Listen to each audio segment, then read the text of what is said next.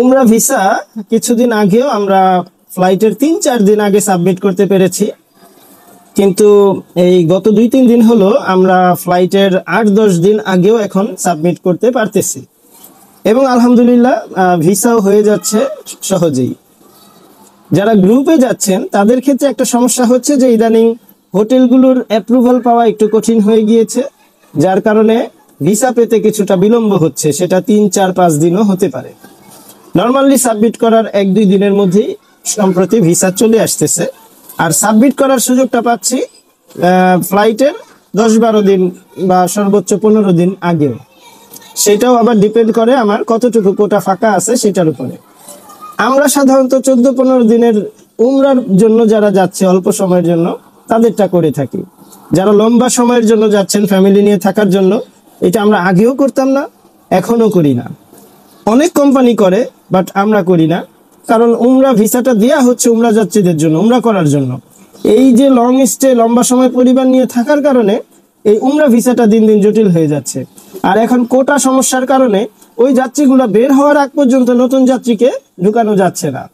সুতরাং আপনারা যারা উমরার উদ্দেশ্য ছাড়া ফ্যামিলি নিয়ে যেতে চান তারা জিয়ারা ভিসা করেন, সেটা আপনাদের জন্য ইজি।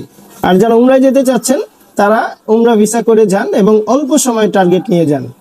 এটা 14-15 দিনের মধ্যে সীমাবদ্ধ থাকলে এটা ইজি হয়, কারণ এখন প্রতিদিনের জন্য হোটেলের বিআরএন কিনতে হয়। অর্থাৎ একটা প্যাকেজ বানানো হয় ভিসা সাবমিটের সময়, যেখানে বলা হয় যে আমার যাত্রীটা মক্কায় এই হোটেলে এতদিন থাকবে, মদিনায় ওই হোটেলে এতদিন থাকবে। আগে যেমন এগুলার কোনো রুলস ছিল না, ভিসা টিকিটের একটা সম্ভাব্য ডেট দেখাই দিতাম, উনি এতদিন থাকবে, ব্যাস ওইটার উপরেই রেডি হয়ে চলে আসতো, কোনো যাচাই বাছাই ছিল না, কিচ্ছু ছিল না।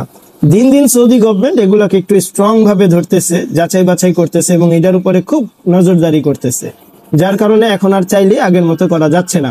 বরং যারা এই রুলস ভায়োলেশন করতেছে তাদের অনেকে লাইসেন্স বন্ধ করে দিয়েছে, অনেকে আর ভিসাই করতে পারতেছে না, তাদেরকে মুচলেকা দিয়ে তারপরে বিভিন্ন ভাবে চেষ্টা করে আবার তাদের লাইসেন্স ওপেন করতে হচ্ছে।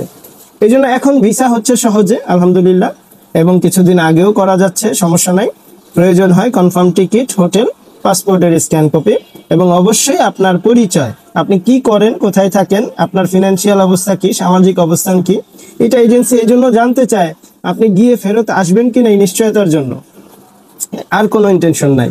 কারণ একজন যাত্রী গিয়ে ফেরত না আসলে বিশাল জরিমানা, যেটা বহন করা অনেক এজেন্সির পক্ষে সম্ভব না, এমনকি অনেকে পথে বসে যাবে, দেউলিয়া হয়ে যাবে। এই জন্য আপনারা যারা উমরার উদ্দেশ্যে যাচ্ছেন এই বিষয়গুলো নলেজে রাখলে আশা করি সবার জন্য ভ্রমণটা সহজ হয়, একসাথে কাজ করা সহজ হয়। আসসালামু আলাইকুম।